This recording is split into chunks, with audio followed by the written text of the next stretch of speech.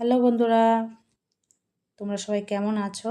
আশা রাখছি যে যেখানেই আছো সুস্থ আছো, ভালো আছো।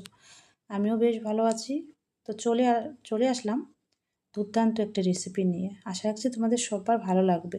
তো এখন তো জলপাইয়ের সিজন, ওই জন্য জলপাই প্রচুর পাওয়া যাচ্ছে। তো আমি সেদিন নিয়ে এসেছি। তো চলো তোমাদের সাথে এটা শেয়ার করব। আমি যেহেতু জলপাই আচার আজকে বানাচ্ছি, তোমাদের সাথে একটু শেয়ার করছি তার জন্য। আশা রাখছি তোমাদের একটু ভালো লাগবে। তো দেখো, এখন জলপাইগুলো সুন্দর করে কাঁচা কাঁচা করে কেটে নিয়েছি।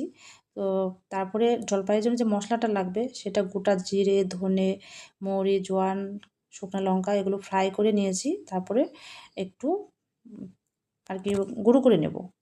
তারপরে সর্ষের তেল দিয়ে ওর মধ্যে আবারও একটু পাঁচফোড়ন দিয়েছি। তারপর দিয়ে দিলাম জলপাইগুলো। তো একটু নাড়াচাড়া করে নিয়েছি। তারপর দিচ্ছি চিনি। তো চিনিতে জল দিব না, জল এমনিতেই বেরোবে চিনির জল, কারণ বেশি জল দিলে আবার সেটাতে অনেকটা টাইম লেগে যাবে।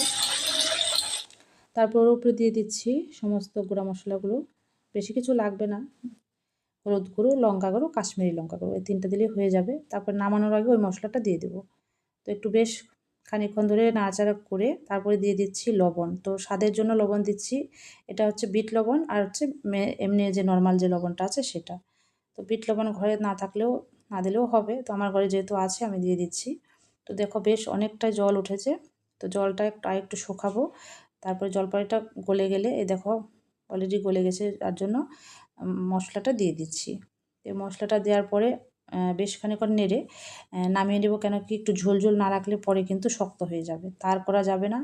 তো চিনি যখন তার হয়ে যায় নষ্ট হয়ে যাবে। তো আমার রেডি হয়ে গেলো জলপাইয়ের আচার। তো তোমরা সবাই ভালো থেকো, সুস্থ থেকো, টাটা।